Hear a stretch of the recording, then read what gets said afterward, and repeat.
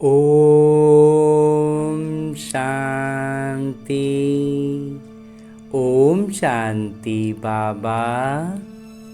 आज मैं आत्मा अपने परम पिता परमात्मा के चैतन्य उपस्थिति में इस अमूल्य अलौकिक मुरली का अध्ययन करने जा रहा हूँ, जिसके लिए लौकिक तौर पर दो बातों का ध्यान रखना है। एक कि बड़े फुर्सत से, एकदम इत्मीनान से अपने हाथों में स्वयं से मुरली का अध्ययन करना है, जिसके कारण हम बाबा के चैतन्य एक एक शब्द का अध्ययन जब गहराई से करते हैं तो बाबा मुझसे कह रहे हैं ऐसा अनुभव पाते हैं, और उनकी चैतन्य उपस्थिति का अनुभव से हम भाव विभोर हो उठते हैं। और साथ ही साथ जब दिनचर्या में हमारे लौकिक किरदार में वो कुछ भी परिस्थिति आती है तो बाबा की मुरली की वो बात कानों में ऐसे गूंजती है जैसे बाबा मेरे साथ उस वक्त भी खड़े हैं और मुझसे कान में बात को दोहरा रहे हैं। जब कोई हमारा लौकिक प्रिय हमसे कुछ कहता है तो हमें उनकी बात याद रहती है ना।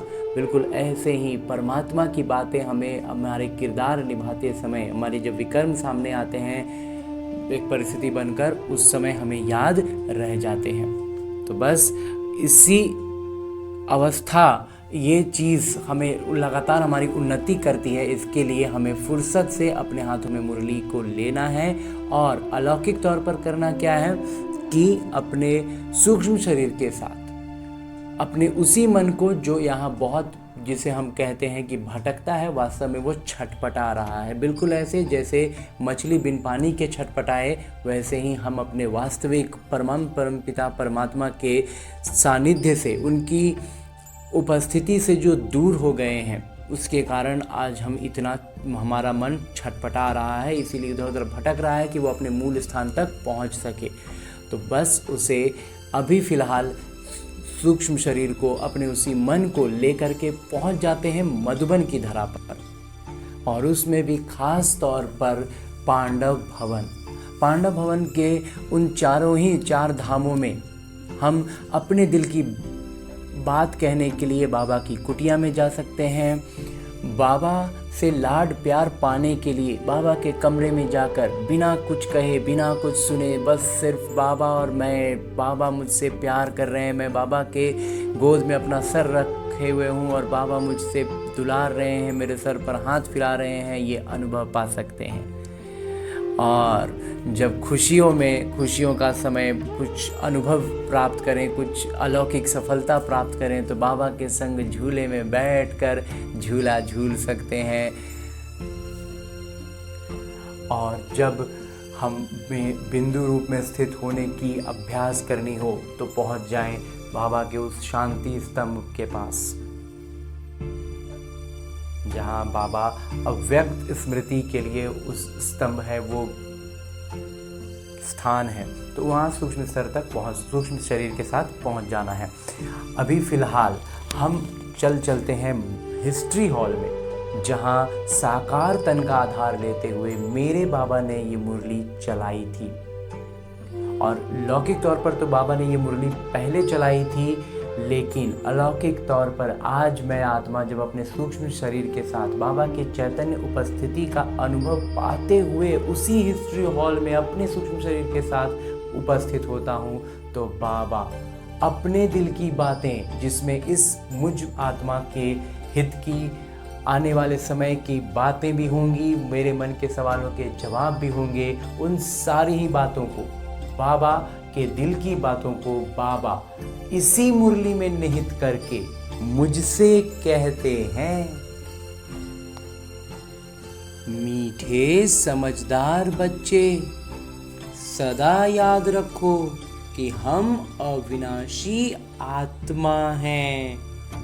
हमें बाबा के साथ पहले तबके में जाना है, एक स्टेप ऊपर उठ जाना है, इस लौकिक दुनिया के इस चक्र में उलझना नहीं है। अब हमें ऊपर उठ जाना है और तभी वही बच्चे उठेंगे जो समझदार हैं। इसलिए बाबा आज मीठे मीठे के जगह मीठे और समझदार बच्चे, सेंसिबल बच्चे को कह रहे हैं कि सदा याद रखो कि हम अविनाशी आत्मा हैं और हमें बाबा के साथ पहले तबके यानी पहले फ्लोर में जाना है, एक स्टेप ऊपर, एक फ्लोर ऊपर उठ जाना है। हाँ जी बाबा। आगे प्रश्नों में बाबा कहते हैं कि कौन सी मेहनत तुम हर एक बच्चे को अवश्य करनी है। उत्तर बतलाते मेरे बाबा, बाबा तुम्हें जो इतनी ज्ञान देते हैं उसे अपने दिल से लगाते रहो, अंदर ही अंदर उनको मनन कर हजम करो, जिससे शक्ति मिलेगी। बाबा कह रहे हैं कि तुम्हें जो इतना ज्ञान देते हैं ना, उसको अपना दिल से लगाते रहो। दिल से लगाने का मतलब मंथन करेंगे, और मंथन से जब हमारी बुद्धि में स्पष्टता आएगी तब वो बात मोती के रूप में हमारे दिल में समा जाती है। वो हो गया दिल से लगाना। अंदर ही अंदर उसको मनन कर हजम करो, और फिर जितना ज़्यादा उसका हम मतलब मोती को दान करेंगे, दूसरों को देते जाएंगे और उसका मंथन करते जाएंगे, सूक्ष्म स्तर पर उसको जीवन में धारण करते जाएंगे, वो मतलब हजम होता जाएगा। और जो ज्ञान हजम होगा, ज्ञान जब अंदर धारण होगा तो शक्ति जागृत होगी।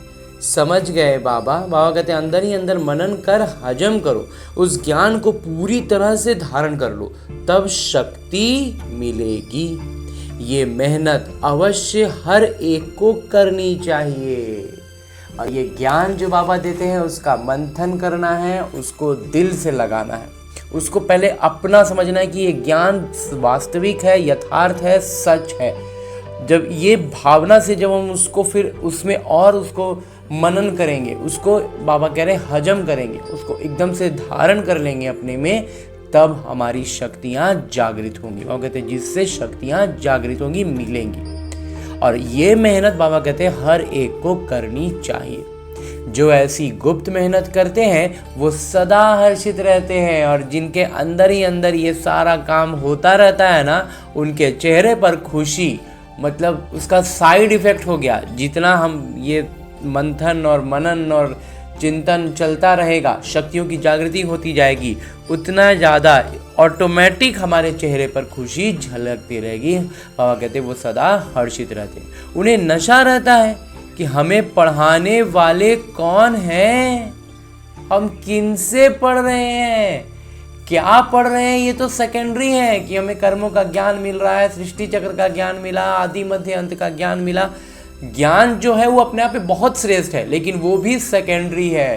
पहले सबसे प्राइमरी बात, सबसे प्रमुख बात ये है कि हमको पढ़ा कौन रहे हैं, हम किनके सामने बैठे हैं।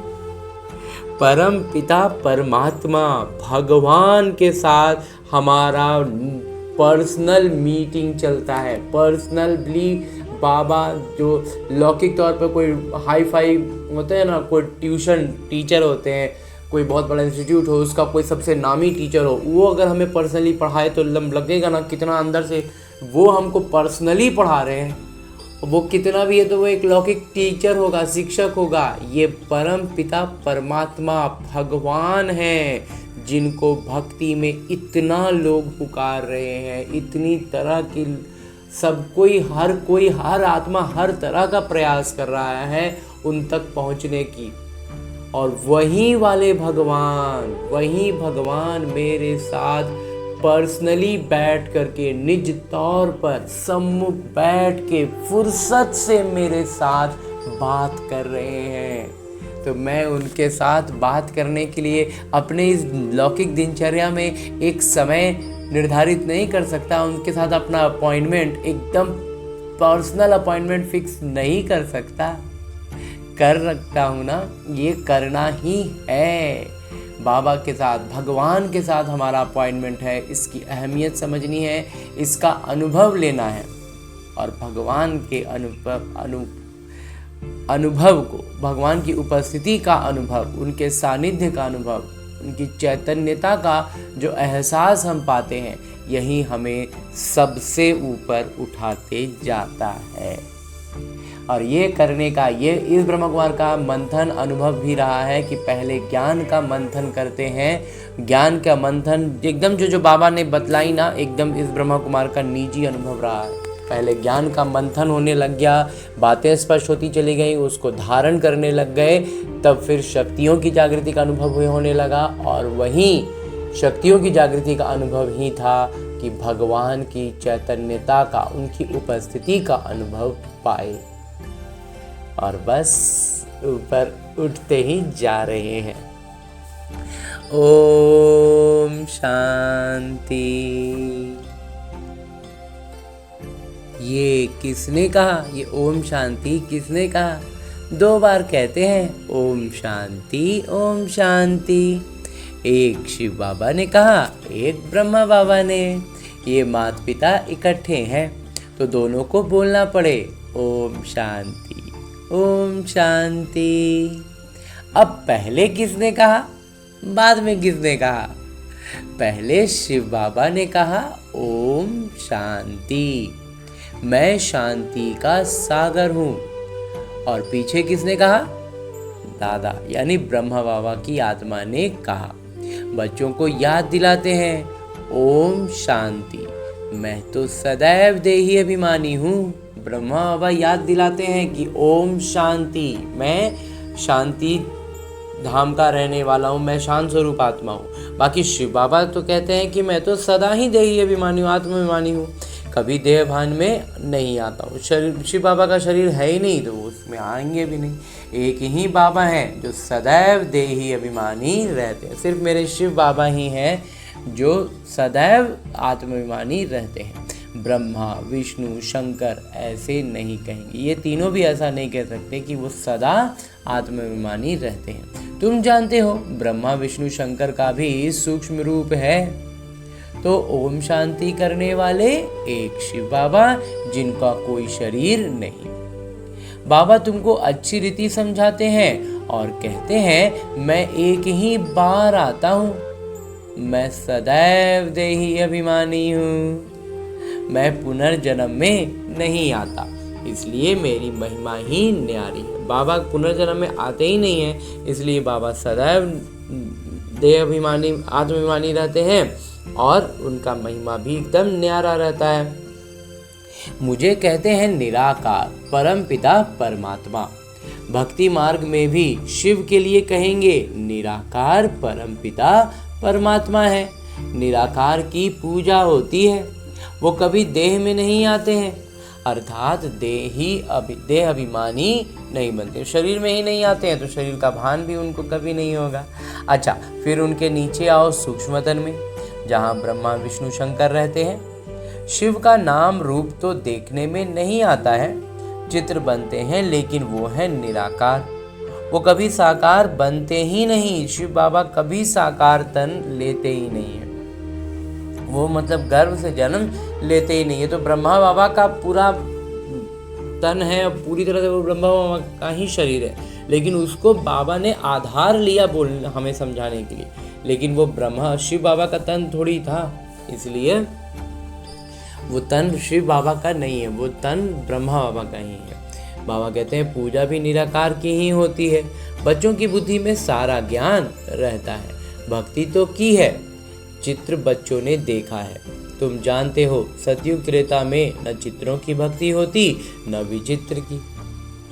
बाबा कहते हैं चित्र बच्चों ने देखा है कि सतयुग और त्रेता में न चित्र की भक्ति ही नहीं होगी ना, तो न चित्र की होगी न विचित्र की होगी। बुद्धि में आता है परम पिता परमात्मा विचित्र है, उनका न सूक्ष्म न स्थूल चित्र है, उनकी महिमा गाई जाती है। दुख हरता सुख करता पतित पावन, उनकी महिमा ही है सब। तुम और किसी के चित्र को पतित पावन नहीं कहेंगे। कोई भी मनुष्य नहीं जिनकी बुद्धि में ये बातें हो, ये सारी बातें किसी भी मनुष्य के बुद्धि में है ही नहीं। ब्रह्मा विष्णु शंकर हैं सूक्ष्म तनवासी, पहला तबका फिर दूसरा तबका। वहाँ कहते हैं ब्रह्मा विष्णु शंकर हो गए सूक्ष्म वतन निवासी, तो सूक्ष्म वतन निवासी का मतलब हो गया वो पहला तबका, और फिर उसके ऊपर है दूसरा तबका। यहाँ पर बाबा फ्लोर कह रहे हैं, मतलब एक हो गया ये स्थूल वतन, फिर सूक्ष्म वतन, फिर मूल वतन। अब वो कहते हैं ऊंच ते ऊंच मूल वतन, तो उससे ऊपर आ गया मूल वतन। उस तबके में रहने वाले हैं परमपिता परमात्मा। तो परमपिता परमात्मा उस मूल वतन में, उस तबके में, मतलब सूक्ष्म वतन से ऊपर वाले फ्लोर पे बाबा रहते हैं। सेकंड नंबर तबके में सूक्ष्म शरीर वाले हैं, और थर्ड तबके में स्थूल शरीरधारी हैं। और ये तीसरा तल्ला जो आ गया, इसमें आ गए स्थूल शरीर वाले, ये स्थूल दुनिया जो हम इन आँखों से देख रहे हैं। इसमें मूंझना नहीं है। वो कहते हैं इसमें मूंझने वाला कोई बात है भी नहीं। ये बातें सिवाय परमपिता परमात्मा के कोई समझा नहीं सकता है। ऊपर में सृष्टि है आत्माओं की, वो कहते हैं ऊपर आत्माओं की पूरी सृष्टि है। जो मूल वतन है उसको कहा जाता है निराकारी दुनिया, हम सब आत्माओं की दुनिया, इनकॉर्पोरियल वर्ल्ड। फिर हम आत्माएं कॉर्पोरियल वर्ल्ड में आती हैं। उसके बाद हम सारी आत्माएं कहाँ हैं? इस लौकिक जगत में आती हैं। वहाँ हैं आत्माएं, यहाँ हैं जीव आत्माएं। तो वहाँ पर क्या है? सिर्फ आत्मा कहलाएगा जब वो मूल वतन में होगा। और जब यहाँ आ गया ना, तो वो तन का आधार में आ गया, तन में वो आ गया, तो अब बाबा कहते हैं उसको जीव आत्माएं कहते हैं। ये बुद्धि में रहना चाहिए। तो जीव आत्मा का अर्थ बाबा कहते हैं बुद्धि में रहना चाहिए। बरोबर हम निराकारी बाबा के बच्चे हैं। हम भी पहले निराकार पिता के पास रहते थे। निराकार दुनिया में ही आत्माएं रहती हैं। तो आत्माएं जो हैं वो निराकार दुनिया में ही रहती हैं ना। तो जो अभी तक का किरदार निभाने के लिए आते रहते हैं, और वहीं सारी आत्माएं जो हैं अभी तक किरदार निभाने के लिए आ रही हैं साकार में। वो हो गया निराकार पिता का वतन। तो वो अपने आप में क्या हो गया? निराकार पिता का वतन, क्योंकि वो मूल वतन जो है सबसे ऊपर हो गया। तो वहाँ आत्माएं कोई शरीर नहीं होता, सूक्ष्म शरीर भी नहीं होता। हम आत्मा हैं, ये नशा होना चाहिए। तो हमें अब इस बात का नशा होना चाहिए कि हम आत्मा हैं, हम आत्मा हैं। ये नशा होना चाहिए बुद्धि में। ये ना नशे की तरह एकदम चढ़ा रहे हैं कि हम आत्मा हैं। हर बात में इस बात की सजगता। अविनाशी चीज़ का नशा रहना चाहिए। अब नशा हमें सिर्फ एक ही चीज़ का हो, वो है अविनाशी चीज़ों का। विनाशी चीज़ का थोड़े ही होना चाहिए। ऐसे भी विनाशी चीज़ों से तो मोह नहीं लगाना चाहिए, नशा उसका नहीं होना चाहिए। देह के नशे वाले को देह अभिमानी कहा जाता है। देह अभिमानी अच्छे व आत्माभिमानी अच्छे। आत्माभिमानी बाबा सेंसिबल कौन, समझदार कौन हुए? आत्म अभिमानी। उत्तर बतला दिए मेरे बाबा। जो आत्माभिमानी स्थिति में रहेंगे वो ज़्यादा समझदार है।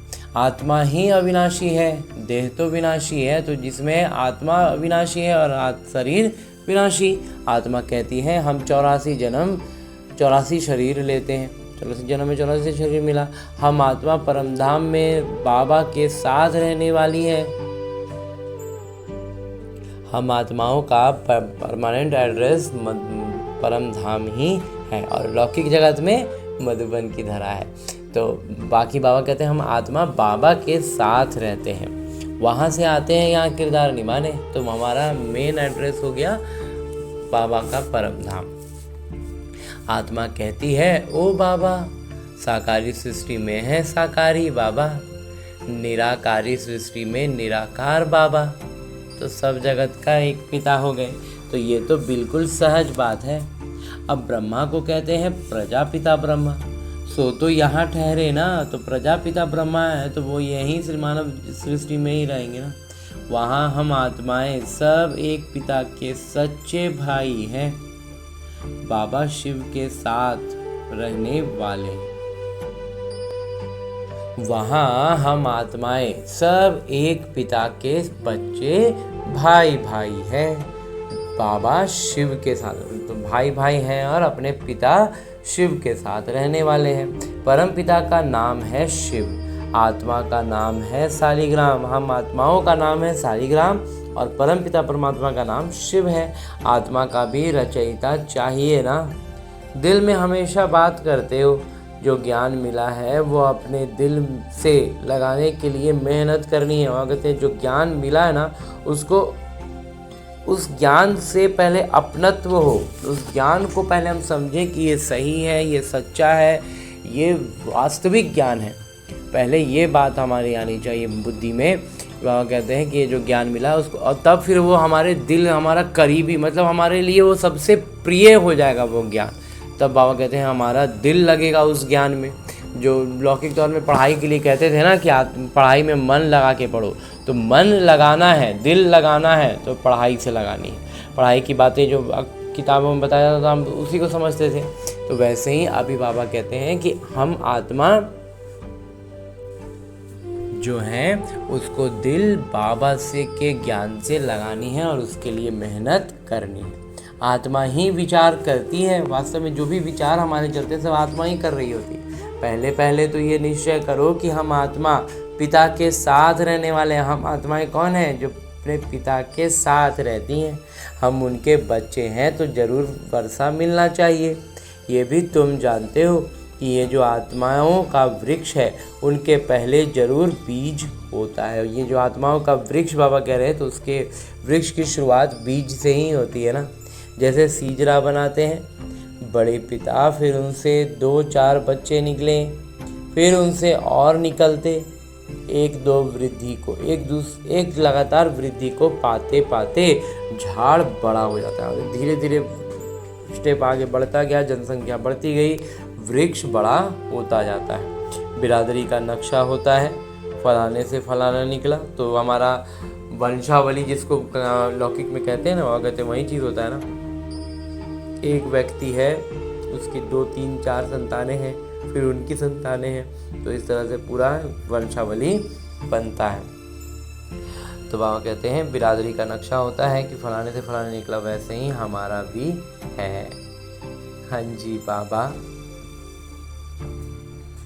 तुम बच्चे जानते हो मूल वतन में सभी आत्माएं रहती हैं, उनका भी चित्र है। बाबा कहते हैं मूल वतन में जो आत्माएं रहती हैं ना, उनका भी चित्र है।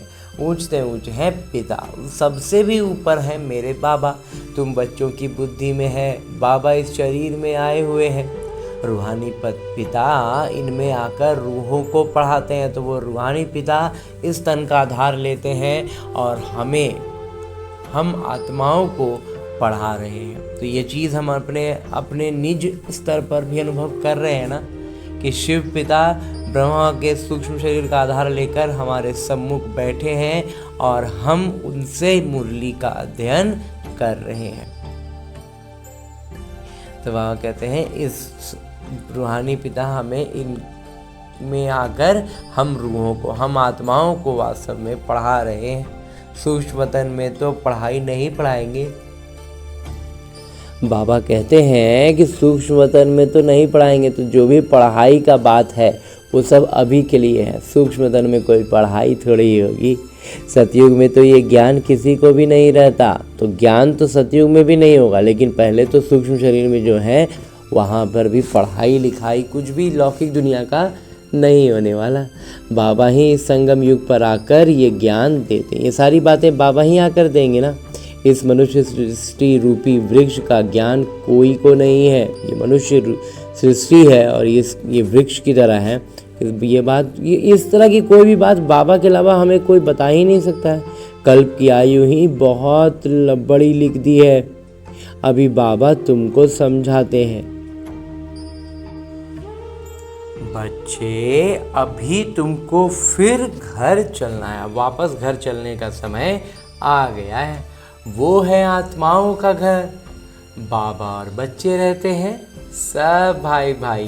तो सारे बच्चे भाई भाई और एक पिता, हमारे पिता बाबा।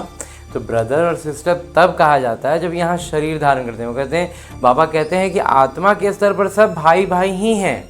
ये भाई बहन भी शरीर का आधार लिए तब ना हो गए, नहीं तो आत्मा रूप में तो सब भाई भाई हैं। हम आत्माएं सब भाई भाई हैं। भाई का जरूर पिता भी होंगे ना। तो भाई क्यों हैं? क्योंकि सबके पिता एक हैं, वो हैं परम पिता परमात्मा।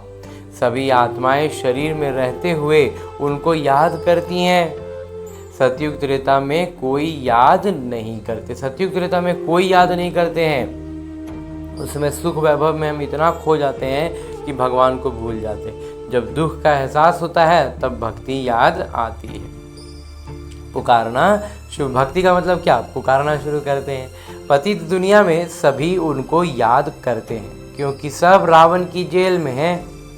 सीता पुकारती थी, हे राम।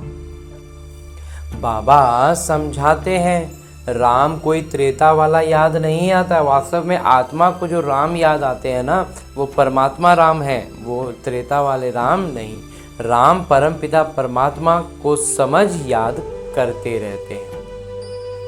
वास्तव में आत्मा पुकारती है, तो वो पुकार आत्मा की होती है। तो हमें तो हमारी बुद्धि को तो उलझा दिया गया, तो हम उलझ गए, लेकिन वास्तव में आत्मा जो याद करती है वो अपने परम पिता परमात्मा को याद करती है। आत्मा पुकारती है। अभी तुम जानते हो, आधा कल्प फिर हम किसी को पुकारेंगे नहीं, फिर आधा कल्प थोड़ी पुकारेंगे, क्योंकि सुखधाम में रहेंगे। इस समय बाबा ही समझाते हैं, दूसरा कोई जानते ही नहीं। वो तो कह देते हैं कि आत्मा सो परमात्मा, आत्मा परमात्मा में लीन हो जाती है। अब इस कंसेप्ट को लेकर के चलते हैं। बाबा समझाते हैं, आत्मा तो अविनाशी है, एक भी आत्मा का विनाश नहीं हो सकता। और कहते हैं आत्मा पूरी तरह से अविनाशी है, तो इसका विनाश हो ही नहीं सकता। जैसे बाबा अविनाशी, वैसे आत्मा भी अविनाशी है। यहाँ आत्मा पतित तमो प्रधान बनती है, फिर बाबा सतो प्रधान पवित्र बनाते हैं। तो हम आत्मा इस खेल में आते हैं और फिर पूरा पतित हो जाते हैं, तमो प्रधान हो जाते हैं। फिर बाबा आकर के हमें फिर से सतो प्रधान और पवित्र बना देते हैं। सारी दुनिया को तमो प्रधान बनना ही है, फिर सतो प्रधान बनना है। तो अभी समय का ऐसा, सृष्टि चक्र का ऐसा योजना ही है कि सबको तमो प्रधान बनना ही है और फिर सतो प्रधान बनना है। पतित दुनिया को पावन बनाने बाबा को आना पड़ता है। बाबा कहते हैं इस पतित दुनिया को पावन बनाने के लिए भगवान स्वयं आते हैं ना, उनको कहते ही हैं गॉड फादर। बाबा भी अविनाशी हैं, हम आत्माएं भी अविनाशी हैं। ये ड्रामा भी अविनाशी है, बाबा अविनाशी हैं, हम आत्मा रूप में अविनाशी हैं, और ये ड्रामा भी अविनाशी है। तुम बच्चे जानते हो कि ये विश्व का इतिहास भूगोल कैसे रिपीट होता है। ये बात पूरी तरह से हम अच्छे से अब समझ गए हैं ना। इन चारों युगों में हमारा किरदार चलता है। हम सूर्यवंशी फिर चंद्रवंशी बनते हैं। चंद्रवंशी जैसे सेकंड ग्रेड में आ जाते हैं, तो चंद्रवंशी का मतलब हो गया सूर्यवंशियों के बाद का ग्रेड, वो एक फ्लोर नीचे हो गए, एक ग्रेड नीचे हो गए। 14 कला वालों को सूर्यवंशी नहीं कह सकते, तो वो जो हो गए ना त्रेता वाले, राम सीता ये सब 14 कला वाले हो गए, इसलिए बाबा कहते हैं उनको सूर्यवंशी नहीं कह सकते। वास्तव में देवी देवता भी उन्हों को नहीं कह सकते। देवी देवता संपूर्ण निर्विकारी, 16 कला संपूर्ण को कहा जाता है। अगर देवी देवता कहने का मतलब ही है कि वो संपूर्ण निर्विकारी हैं, 16 कला संपूर्ण है, तभी वो देवता है ना। राम को 14 कला संपन्न कहेंगे। वहीं पे बाबा कलाओं की बात कर रहे हैं, तो राम के बारे में बताते हैं, जो त्रेता के राम जिनको हम कहानियाँ सुनते आए, उनको बाबा कहते हैं कि उनकी राम को 14 कला संपन्न कहेंगे। तुम्हारे ही 84 जन्मों का हिसाब समझाया है। तो वास्तव में बाबा कहते हैं उनको भी अभी जो वो, चूँकि हर आत्मा जो यहाँ आ चुकी है वो यहीं पर है, तो उस लिहाज से बाबा कहते हैं कि जो आत्मा है वो 14 कला ही संपन्न, राम की जो आत्मा है वो 14 कला संपन्न रही, तो एक ग्रेड नीचे रही। और कहते हैं तुम्हारे ही 84 जन्मों का हिसाब समझाया जाता है। तो वास्तव में हमारा ही 84 जन्म है, और जिसका हिसाब किताब हमें बाबा समझाते हैं। नई चीज़ फिर पुरानी होती है तो वो मज़ा नहीं रहता। कोई भी नया चीज़ हो, वो जब नया रहता है तो उसका अलग मज़ा है, फिर जब पुराना हो जाता है तो फिर वो मज़ा नहीं रहता।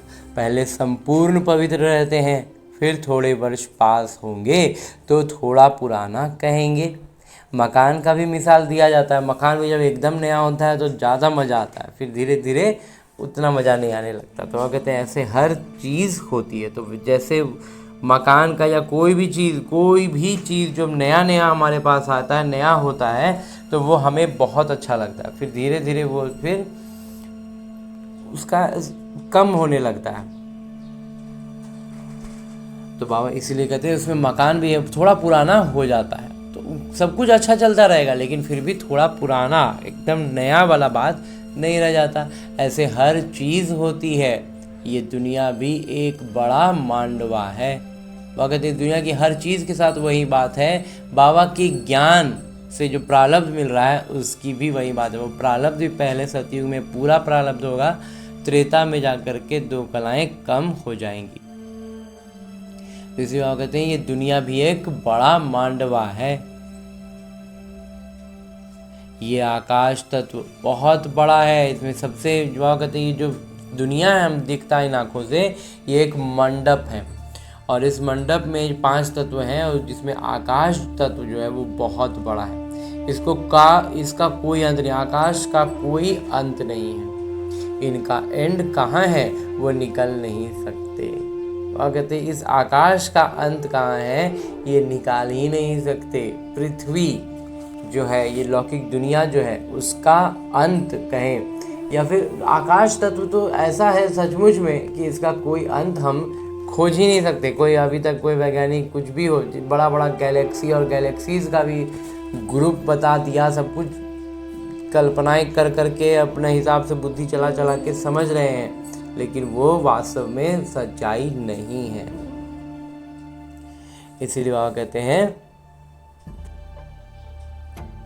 चलते जाओ, एंड नहीं हो सकती, इसका अंत मिलेगा ही नहीं। ब्रह्म तत्व की भी कोई अंत नहीं सकती, हो नहीं सकती।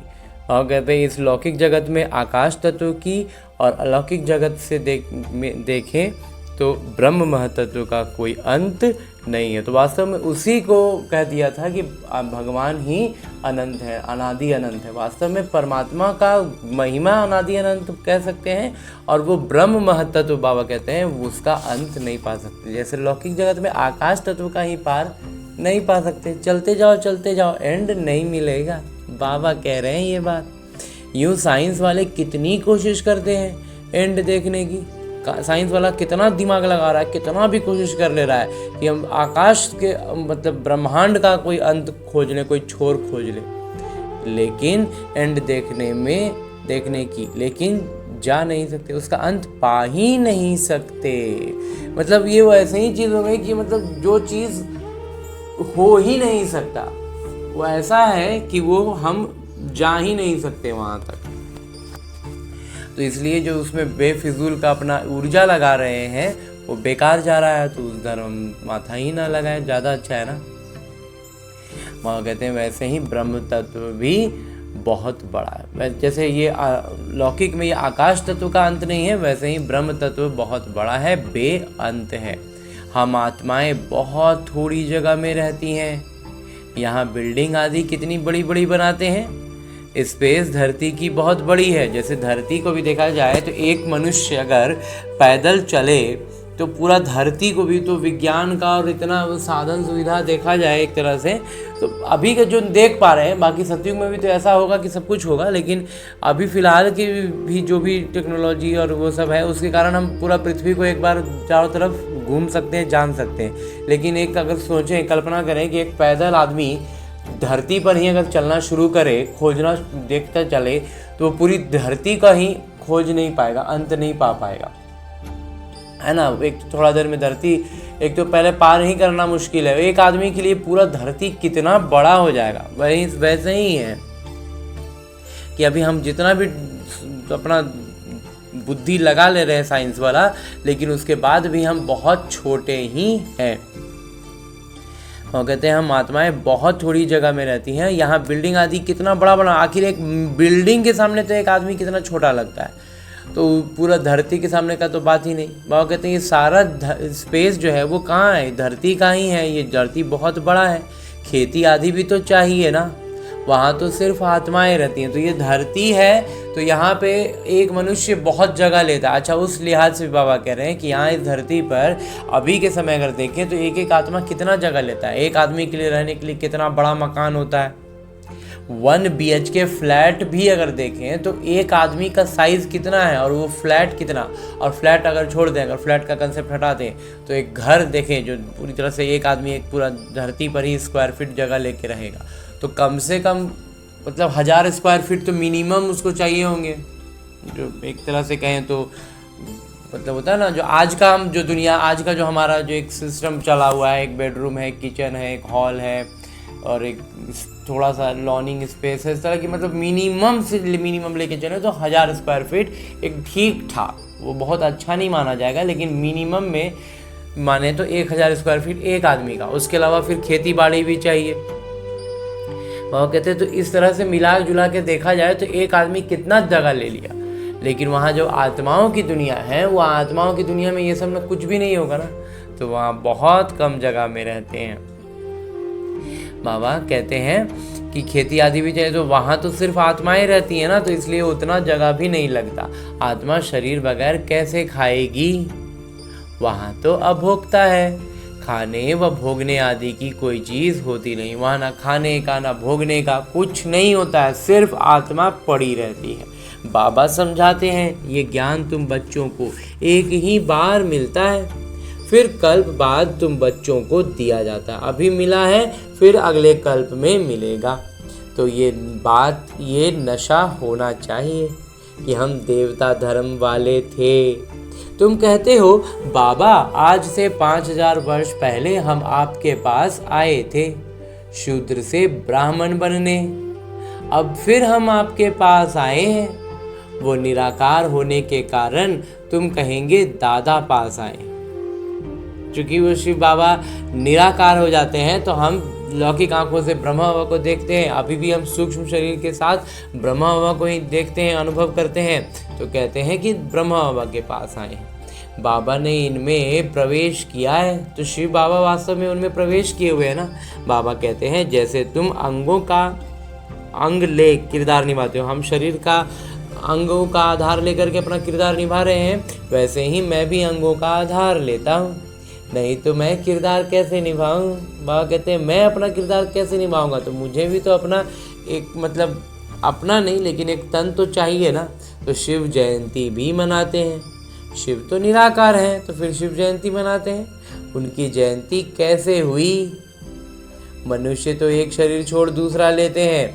बाबा कहते हैं मैं कैसे आकर तुम बच्चों को राजयोग सिखाऊं, तुम्हारा तो है कि एक शरीर छोड़ा दूसरा शरीर में गर्भ में चले गए, दूसरा शरीर ले लिया, लेकिन परमात्मा तो जन्म मरण में आएंगे नहीं, तो वो कैसे सिखाएंगे, तो वो किसी तन में डायरेक्ट अवतरित होंगे ना।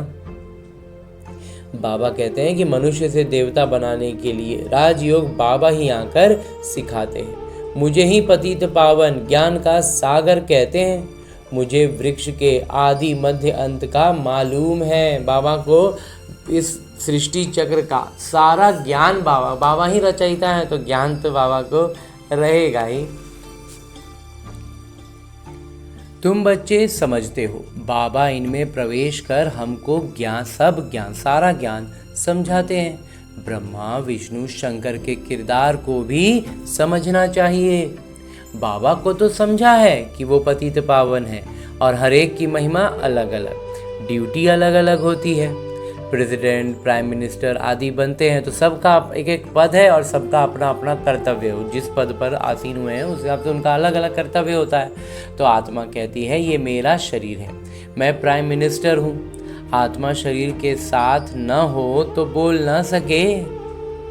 तो कोई भी आत्मा जो भी लौकिक तौर पर भी किसी पद पर आसीन होती है तो वास्तव में वो सब कुछ आत्मा ही कर रही होती है, क्योंकि आत्मा न रहे तो वो थोड़ी कुछ वो शरीर कर पाएगा। शिव बाबा भी हैं निराकार, उनको भी बोलने के लिए कर्मेंद्रियों का आधार लेना पड़ता है, इसलिए दिखाते हैं मुख से गंगा निकली। अब शिव तो है बिंदी, उनको मुख कहाँ से आया, तो शिव पिता तो जो है परम पिता परमात्मा वो तो निराकार हैं, बिंदी हैं, तो उनका मुख कहाँ से आएगा जो उससे गंगा निकले। तो इसमें आकर बैठते हैं, उससे ज्ञान गंगा बहाते हैं। तो इस तन में आकर के बाबा विराजमान होते हैं और फिर उनके मुख से ये ज्ञान गंगा निकालते हैं। उद्गम होता है ज्ञान गंगा का। बाबा को ही सब याद करते हैं, हे पतित पावन आइए, हमको इस दुख से छुड़ाइए।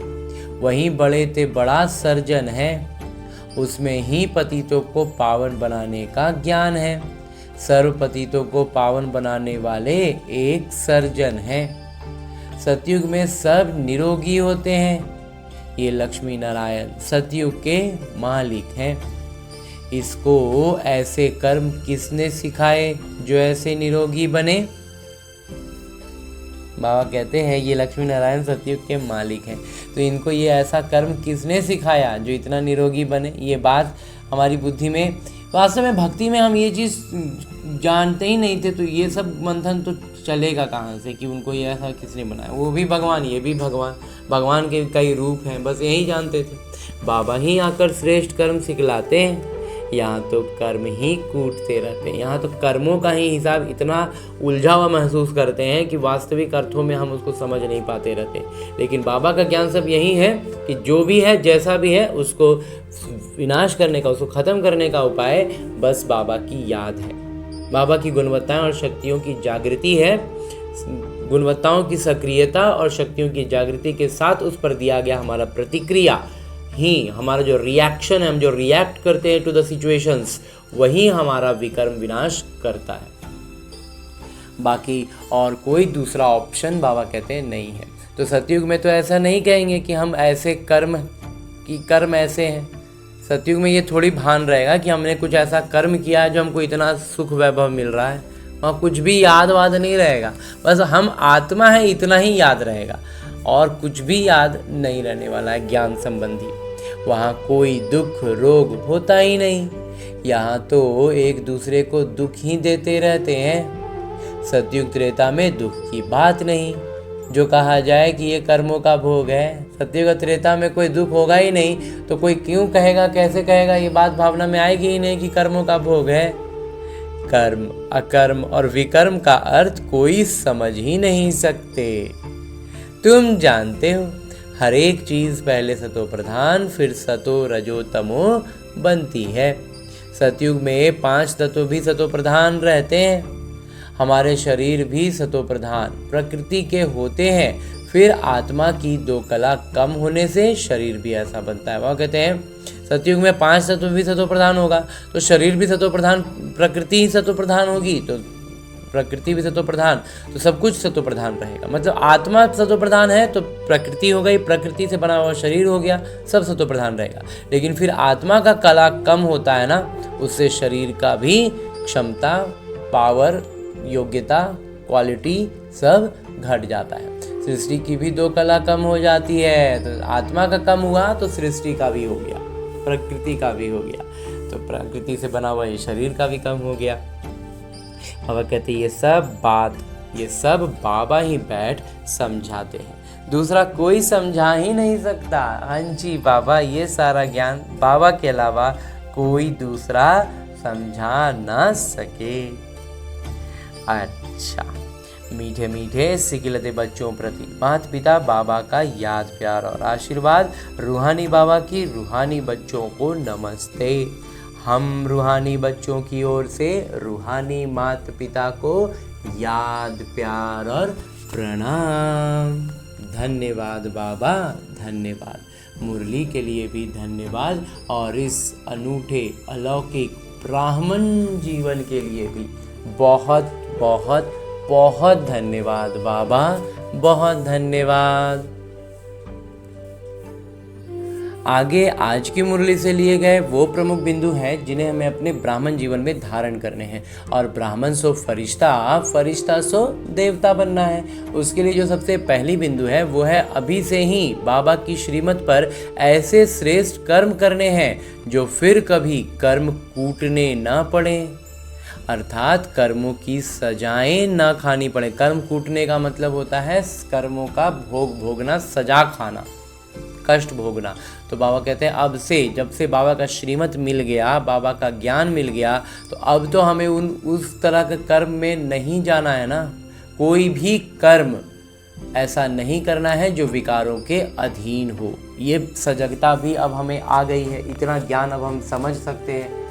तो वो कर्म का मतलब सिर्फ हाथ पैर से करने वाला कर्म नहीं, मुख से कहने वाले वचन भी और मन में चलने वाले संकल्प भी, सब कुछ उसी श्रेणी में आते हैं। तो हर एक चीज़ पर इतनी जबरदस्त सजगता हो कि वो विकारों के संपर्क का भी ना हो, अधीन तो बहुत बड़ी बात हो गई, विकारों से सटा हुआ, विकारों का उसमें प्रभाव, विकारों की छाया तक उसमें न हो, इतनी सजगता अब हमें अपने हर संकल्प, हर वचन, हर कर्म पर रखना है, नहीं तो फिर सजाएं खानी पड़ेंगी।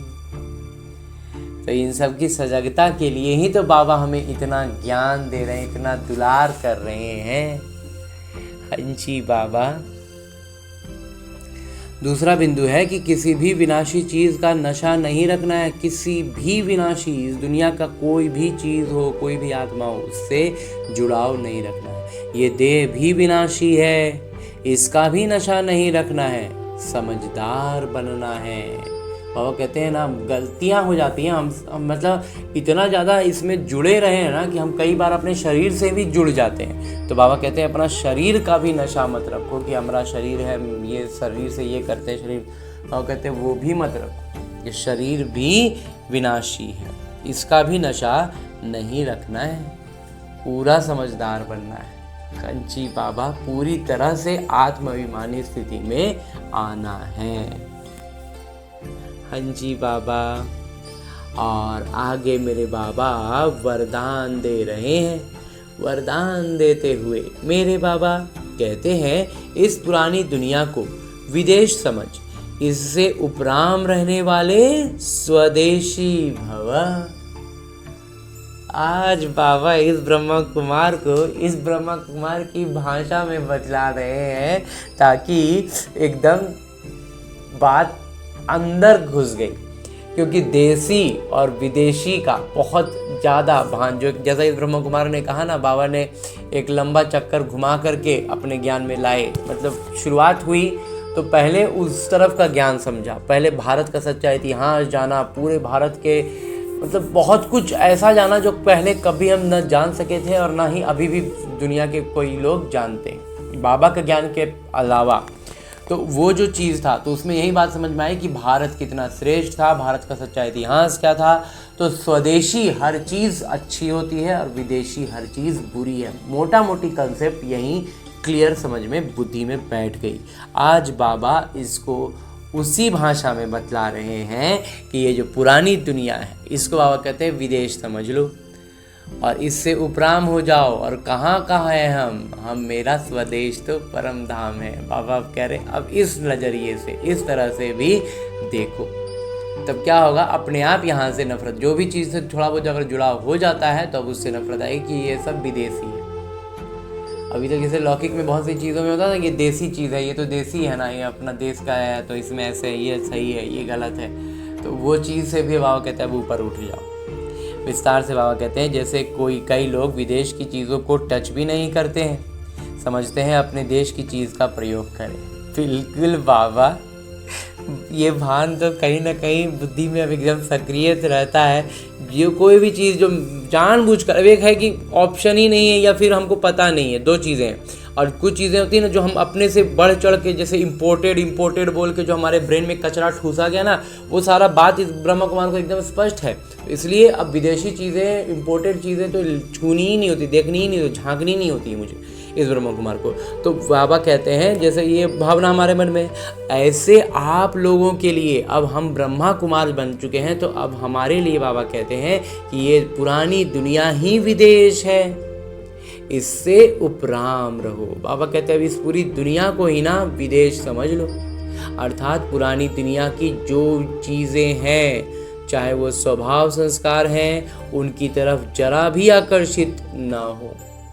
बाबा कहते कोई भी, चाहे लौकिक चाहे ये अलौकिक स्वभाव संस्कार वाली बातें भी, ये सब इस पुरानी दुनिया की है ना, तो अब इनसे जरा भी अब हमें प्रभावित नहीं होना है। स्वदेशी बनो, वास्तविक स्वदेशी, अर्थात आत्मिक रूप में अपने ऊंचे देश, परम धाम और इस ईश्वरीय परिवार के हिसाब से मधुबन देश के निवासी समझ इसके नशे में रहो।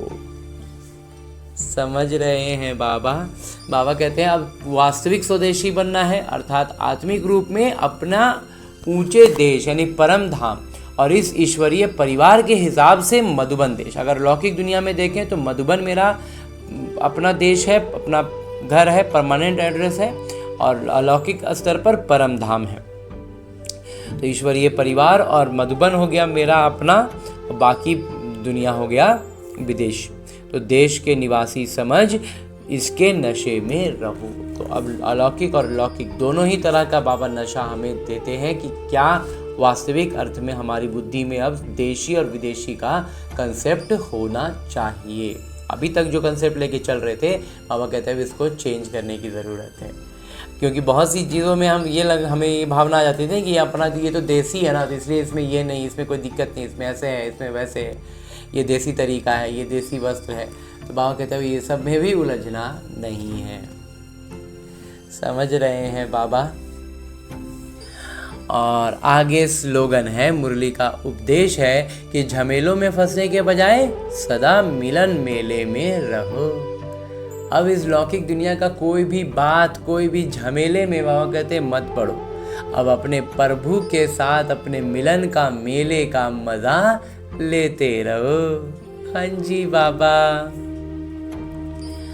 और अभी तक हमने परम पिता परमात्मा से इतना श्रेष्ठ, अमूल्य, अलौकिक,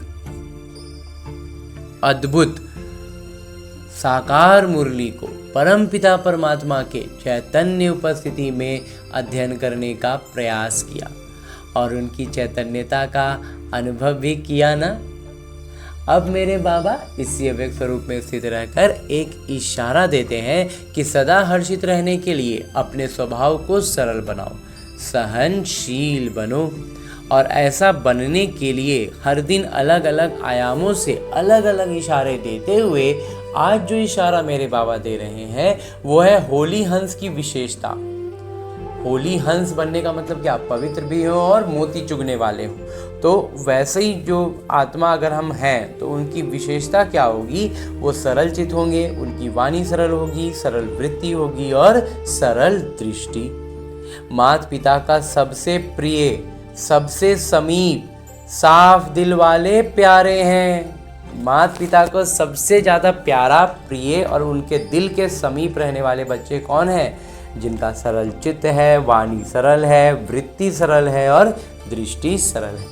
साफ दिल, सदा माता पिता के दिल तख्त नशीन। जिसका दिल जितना साफ वो माता पिता के दिल तख्त पर उतना चढ़ा हुआ, एकदम गोद में लिए हुए हैं बाबा उसको। तो सर्वश्रेष्ठ संकल्प पूर्ण होने के कारण वृत्ति में, और कहते हैं सारा संकल्प ही श्रेष्ठ रहेगा, पूर्ण रहेगा।